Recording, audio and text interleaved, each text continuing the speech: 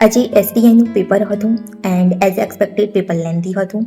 અમુક ક્વેશ્ચન્સમાં 3 statement 4 statement સુધીના લેન્થ હતી અને it was not very difficult paper but yes lengthy હતું. સબ્જેક્ટ વાઇઝ વાત કરીએ તો maths reasoning easy to moderate હતું.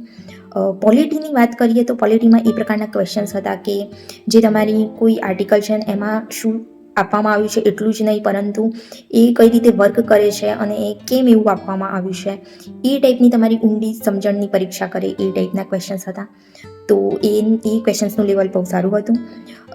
ઇકોનોમિક્સમાં મને આ વખતે બીજા પેપર્સના કમ્પેરિઝનમાં માઇક્રો ઇકોનોમિક્સના ક્વેશ્ચન્સ વધારે જોવા મળ્યા. ઇજારાયુક્ત હરીફાઈ, માંગ, પુરવઠો, સમતુલા, બજાર, આ રિલેટેડ જે માઇક્રો ઇકોનોમિક્સના ટોપિક છે તો એ ક્વેશ્ચન્સ આ વખતે હતા. Then current affairs I guess current અફેર્સમાં મોસ્ટલી ગવર્મેન્ટ સ્કીમ્સ જે જનરલ અવેરનેસનો પાર્ટ હોય છે, ગવર્મેન્ટ સ્કીમ્સ એન્ડ ઇન્ટરનેશનલ રિલેશન્સના જ ક્વેશ્ચન્સ હતા. કરંટ અફેર્સ રિલેટેડ એવા બીજા કોઈ ક્વેશ્ચન્સ જ નહોતા. સાયન્સ એન્ડ ટેકમાં ઇસરો DRDO રિલેટેડ કોઈ ક્વેશ્ચન્સ નહોતા.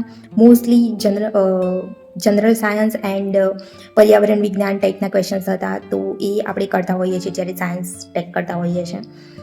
તો ઓવરઓલ પેપર લેન્ધી હતું એન્ડ સારું લેવલ હતું. જે લોકોએ આપણી ટેસ્ટ સિરીઝમાંથી પ્રેક્ટિસ કરી હતી તો અરાઉન્ડ 30 ક્વેશ્ચન્સ પાર્શિયલી કે પછી એક્સપ્લેનેશનમાંથી કયો પ્રશ્ન આવી ગયો હોય તો એ પ્રકારનું હતું. તો આઈ હોપ તમને એ એડવાન્ટેજ રહ્યું હશે જે લોકોએ ટેસ્ટ સિરીઝ પ્રેક્ટિસ કરી હતી. બાકી કોમેન્ટ સેક્શનમાં મને જણાવો કે તમારો એક્સપિરિયન્સ કેવો રહ્યો, કેટલા તમે અટેમ્પ્ટ કર્યા.